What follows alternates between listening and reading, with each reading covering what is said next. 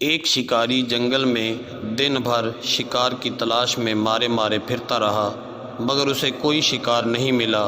مایوس ہو کر ایک درخت کے نیچے بیٹھ گیا تاکہ تھکاوٹ دور کر سکے۔ اچانک ایک فاختہ اس کے سامنے والے درخت پر آ کر بیٹھ گئی ہے۔ فاختہ کو دیکھ کر شکاری خوش ہو گیا کہ شکار تو میرے پاس خود آ گیا ہے۔ میرے خالق و مالک نے میری بے بسی دیکھ کر میرے لیے شکار بھیج دیا ہے۔ شکاری نے اپنی غلیل میں پتھر کا چھوٹا سا ٹکڑا رکھا اور فاختہ کو نشانہ بنایا۔ فاختہ پتھر لگنے سے شدید زخمی ہو گئی، پھڑ پھڑاتی ہوئی زمین پر آ گری۔ شکاری نے اپنی جیب سے اپنا چاقو نکالا اور فاختہ کو ذبح کرنے لگا تو فاختہ نے کہا، اے انسان، میں جانتی ہوں کہ اللہ تعالیٰ نے دنیا کی ہر شے انسان کے لیے پیدا کی ہے، دنیا اس کے لیے مسخر کر دی گئی ہے، لیکن ظلم و ستم کرنے، اپنی حد سے تجاوز کرنے اور فضول خرچی کرنے سے بھی منع کیا گیا ہے۔ اگر انسان بغاوت کی راہ اختیار کرے گا تو اللہ تعالیٰ کی گرفت سے نہیں بچ سکتا، اسے اپنے خالق مالک کی ہدایت کی خلاف ورزی کرنے پر سزا ضرور ملے گی۔ شکاری فاختہ کی باتیں سن کر حیران رہ گیا۔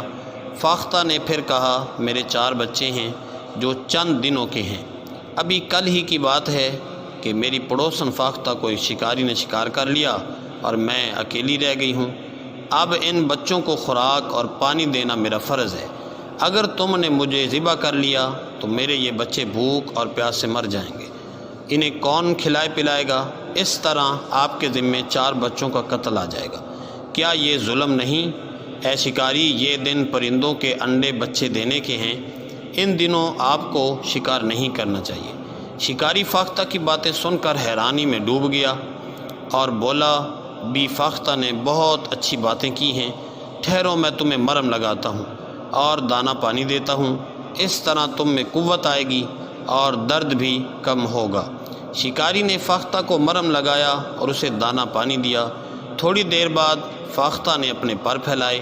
شکاری نے فاختہ سے کہا، اب مجھے اپنے بچوں تک لے چلو، میں تمہاری اور تمہارے بچوں کی دیکھ بھال کروں گا جب تک تم تندرست اور بچے بڑے نہیں ہوتے۔